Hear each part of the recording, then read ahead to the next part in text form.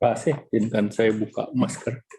Selamat siang teman-teman media cetak maupun elektronik.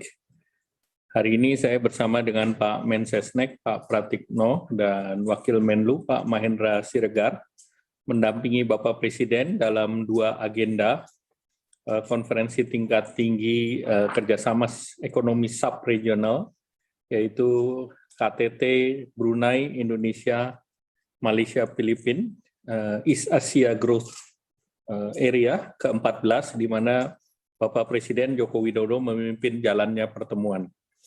Yang kedua adalah KTT Indonesia, Malaysia, Thailand, Growth Triangle, yang ke-13 yang dipimpin oleh Perdana Menteri Malaysia. Kerjasama ekonomi BIM-EAGA melibatkan beberapa provinsi dari 4 negara, yaitu Brunei, Indonesia, Malaysia, Filipina, yang secara geografis berdekatan. Untuk itu, Indonesia memasukkan 15 provinsi, yaitu Kalimantan, Sulawesi, Maluku, dan Papua. Sementara negara lain adalah seluruh wilayah Brunei, Mindanao, Malaysia adalah Palawan, dan Palawan Filipina, Malaysia adalah Sabah, Labuan, dan Sarawak.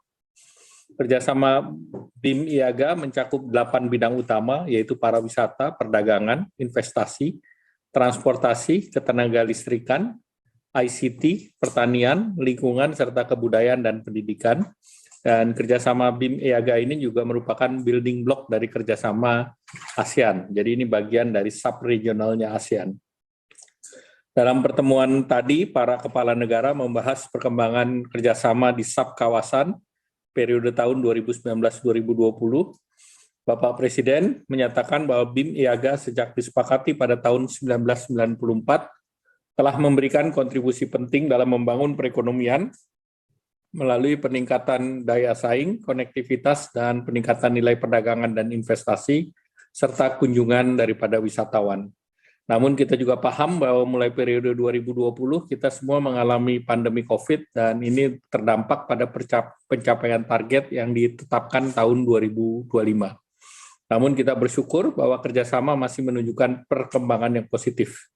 Beberapa hal yang dapat saya laporkan antara lain yang pertama, perkembangan ekonomi makro, kerjasama ekonomi selama 2 tahun mengalami kontraksi terutama di sektor perdagangan dan pariwisata. Kita lihat bahwa perdagangan dari 107 billion turun menjadi 95 billion, sedangkan tourism yang biasanya 29 juta menjadi 6,2, namun total domestic investment masih meningkat 30%, dan juga dari segi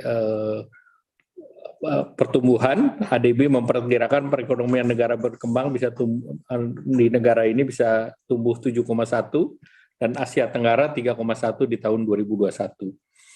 Ekonomi di BIM-IAGA sendiri sebesar 322 billion. Kita lihat perkembangan pembangunan proyek infrastruktur atau Priority Infrastructure Project di kawasan BIM-IAGA. Negara-negara BIM-IAGA mengimplementasikan proyek sebesar 21,4 miliar yang terdiri dari bandar udara, pelabuhan, jalan, jembatan, kereta api, dan lain. Sebanyak 27 proyek infrastruktur prioritas dari 88 proyek sudah diselesaikan, dan 10 proyek akan selesai tahun ini. Dan proyek-proyek ini akan mendukung peningkatan keterhubungan, perdagangan, efisiensi logistik, yang ujungnya adalah peningkatan daya saing. Dari sisi Indonesia, beberapa yang dapat diselesaikan antara lain pengembangan Pelabuhan Manado, penyelesaian berbagai ruas tol, interkoneksi listrik dari Sarawak ke Kalimantan Barat. Dalam midterm review BIMP, evaluasi mengenai BIMP IAGA, ini memasuki paruh waktu daripada visi 2025 dan sedang dilaksanakan review terhadap visi BIMP IAGA tersebut. Melalui midterm review, beberapa hal yang kita patut syukuri bahwa selama ini berada dalam jalur yang benar, dan BIMP IAGA tetap relevan, dynamic, responsif terhadap target walaupun dalam situasi pandemi krisis COVID-19. Bapak Presiden menyambut baik hasil daripada medium review, di mana dari kemajuan yang telah dicapai selama ini dan apa-apa saja yang harus diperbaiki. Namun beliau juga menekankan perlunya berbagai terobosan, prioritas yang dipertajam, dan perlu ada adaptasi akibat dampak pandemi. Pendekatan pembangunan melalui koridor ekonomi, ini secara terarah telah dibentuk 2 koridor ekonomi, yaitu West Borneo Economic Corridor dan Greater Sulu Sulawesi Economic Corridor. Beberapa proyek di West Borneo Economic Corridor antara lain keterhubungan antara Pontianak, Kuching, Brunei, Darussalam. Sementara di Greater Sulu Sulawesi Economic Corridor, beberapa proyek pelabuhan yang telah diselesaikan antara lain di Manado, di Puerto Princesa di Filipina, sementara untuk bandara ada di Zamboanga dan General Santos, Filipina. Di samping itu, penyelesaian jalan tol Manado-Bitung diyakini akan menurunkan biaya logistik dan distribusi serta mendukung keberlanjutan konektivitas laut antara Bitung dan Davao. Secara khusus, perluasan koridor ekonomi di East Borneo Economic Corridor memasukkan wilayah di Kalimantan Timur, Kalimantan Utara, Sarawak, Sabah, dan Tawi-Tawi. Inisiasi pengembangan kota hijau, selain itu kami juga membahas pengembangan Green City yang intinya akan mewujudkan perkotaan yang layak huni, ramah lingkungan, kompetitif secara ekonomi, dan sejahtera secara sosial. Sejauh ini, Kota Kendari, Indonesia telah menyelesaikan tahap pertama menyusun Green Cities Action Plan. Secara khusus, Bapak Presiden memberikan arahan pada 4 hal pokok, yaitu pertama, mempercepat penyelesaian proyek infrastruktur konektivitas untuk menstimulasi pertumbuhan ekonomi di kawasan. Kedua, pengembangan agrikultur yang berkelanjutan dan inklusif. Pada kesempatan itu, Bapak Presiden juga menyampaikan bahwa Indonesia mengembangkan food estate di Kalimantan Tengah seluas 30.000 hektar. Ketiga, digitalisasi UMKM dalam rangka menjawab keterbatasan mobilitas di masa pandemi dan memperluas akses pasar produk UMKM untuk masuk dalam rantai pasar global. Keempat, penguatan green ekonomi, ekonomi hijau yang berkelanjutan adalah ekonomi masa depan dan harus berjalan beriringan dengan aksi iklim. Selanjutnya dalam rapat kedua adalah kerjasama Indonesia, Malaysia, Thailand Growth Triangle. Kerjasama ini melibatkan beberapa provinsi di ketiga negara, Indonesia, Malaysia, dan Thailand, yang secara geografis berdekatan. Dan provinsi yang masuk adalah di Pulau Sumatera, sementara Malaysia 8 negara bagian di Semenanjung, dan Thailand 14 provinsi di Thailand bagian selatan. Nah, kerjasama meliputi 7 bidang, yaitu pariwisata, perdagangan, investasi, transportasi, pertanian, lingkungan, sumber daya manusia, serta kerjasama di bidang halal. Kerjasama ini merupakan building block dari kerjasama di ASEAN. Dalam pertemuan tadi, para kepala negara membahas perkembangan kerjasama di sub-kawasan tahun 2019-2020. Beberapa perkembangan penting yang di-highlight adalah dari segi perkembangan makro, di era pandemi COVID terjadi tekanan berat di mana nilai perdagangan dan pariwisata mengalami penurunan. Kita lihat bahwa kedatangan turis yang normalnya di atas 40 juta turun menjadi 8,2 dan unemployment rate juga naik.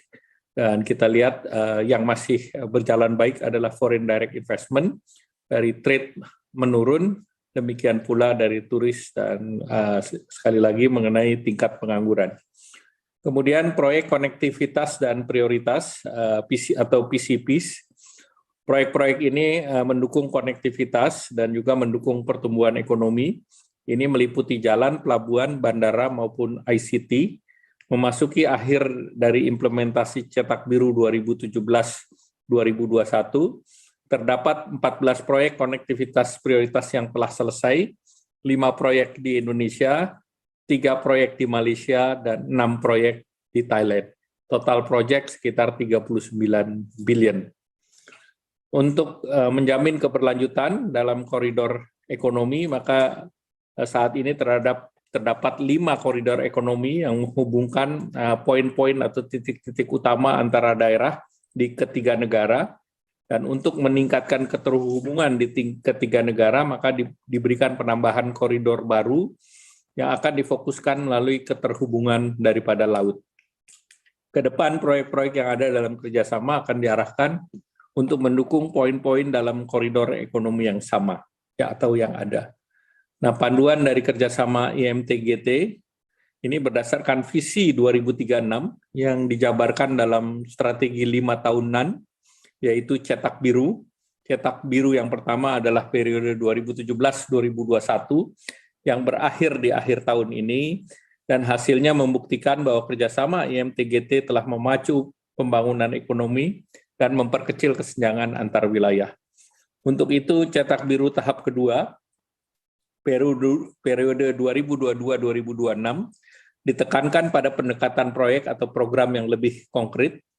5 strategi yang disiapkan untuk Cetak Biru 2022-2026, yaitu yang pertama pendekatan koridor ekonomi dan integrasi regional, yang kedua mendorong partisipasi sektor swasta, yang ketiga mendukung pertumbuhan yang inklusif, yang keempat mengadopsi perkembangan ekonomi hijau, biru, dan sirkuler, yang kelima penyesuaian kelembagaan yang bersifat lintas sektoral. Beberapa arahan khusus dari Bapak Presiden Jokowi adalah yang pertama percepatan pembangunan infrastruktur, baik hard infrastruktur maupun soft infrastruktur.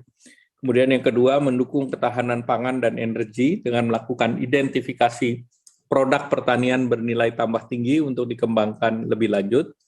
Kemudian percepatan transformasi ekonomi digital, termasuk sektor UMKM. Berbagai langkah ini diperlukan untuk memastikan bahwa UMKM masuk dalam pasar digital. Pertama, di IMP IAGA maupun IMT-GT itu kan kerjasama sub-regional. Jadi tentu sub-regional ini lebih ke arah kerjasama antar provinsi untuk mengembangkan ekonomi berbasis spasial ataupun regional. Dan tentu harapannya adalah kue daripada ekonomi itu meningkat. Jadi di regional BMP IAGA itu kombinasi GDP-nya ada 322 billion, sedangkan di IMT GT itu total GDP-nya, total ekonominya itu diperkirakan trade-nya mencapai 313 miliar US dollar.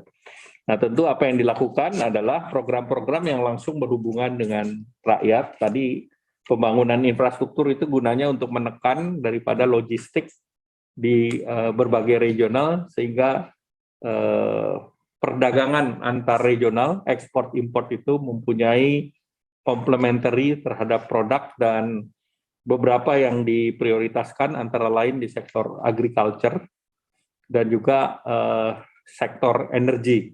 Sektor energi dengan dibangunnya transmisi, maka juga terjadi import ekspor energi di wilayah yang berbatasan. Ada beberapa pertanyaan lagi, Pak Menko, mungkin terkait dengan pemulihan ekonomi, Pak. Apakah dari kerjasama yang sudah dilakukan dengan adanya di KTT tadi BIMP AGA dan juga IMG itu ada pembahasan yang lebih konkret untuk mendukung pemulihan ekonomi nasional Indonesia yang mungkin hasilnya bisa langsung terasa? Apakah juga ada kerjasama sektor pariwisata yang kita tahu sangat terpuruk, Pak, karena pandemi di regional? Lalu satu lagi dari Mbak Tiwi, ini Pak, apa target jangka pendek dan menengah dari kerjasama ini dan nilai plusnya tadi kembali? Ya, pertama kalau kita lihat salah satu yang utama adalah agriculture, UMKM, dan tourism. Nah, tentu dari segi tourism diakui misalnya di BIMP IAGA, jumlah turis yang biasanya 29,7 juta di tahun 2019 itu turun menjadi 6,2 juta di tahun 2020. Sedangkan di IMT-GT biasanya di 40 jutaan, itu turun di 8,2. Sehingga para pemimpin ini sepakat, para pemimpin ASEAN, di sub-regional IMT-GT maupun BIM IAGA, bahwa salah satu yang akan didorong adalah mengembalikan travel corridor dan juga mendorong bagaimana menggunakan VTL ataupun vaksin travel lane. Nah, salah satu yang kemarin disampaikan oleh yang tadi disampaikan oleh Perdana Menteri Thailand, bahwa Thailand sudah membuat regulatory sandbox bahwa vaksin travel yang pergi ke Phuket itu tidak dikuarantin. Nah, itu sudah berlaku sejak bulan Juli dan tentu ini menjadi pembelajaran bagi Indonesia. Dan di situ terlihat bahwa jumlah turis maupun devisa yang dihasilkan untuk masyarakat di sekitar itu meningkat.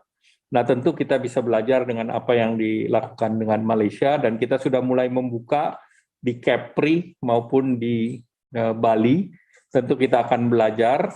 Saat sekarang kita masih memberlakukan kuarantin dan juga memberlakukan PCR dan kita belum membedakan berbasis kepada vaksinasi. Sehingga ini sedang ada pembicaraan antara di luar IMT GT dan BIMP Niaga juga dengan Singapura terkait dengan VTL. Jadi tentu yang terkait dengan VTL ini menjadi suatu standar baru, norm baru yang dianggap ini bisa mendorong untuk pemulihan di sektor pariwisata. Yang kedua tentu terkait dengan travel bubble. Jadi protokol mengenai travel bubble dan VTL, vaksin travel lane ini menjadi hal yang dibahas di level ASEAN.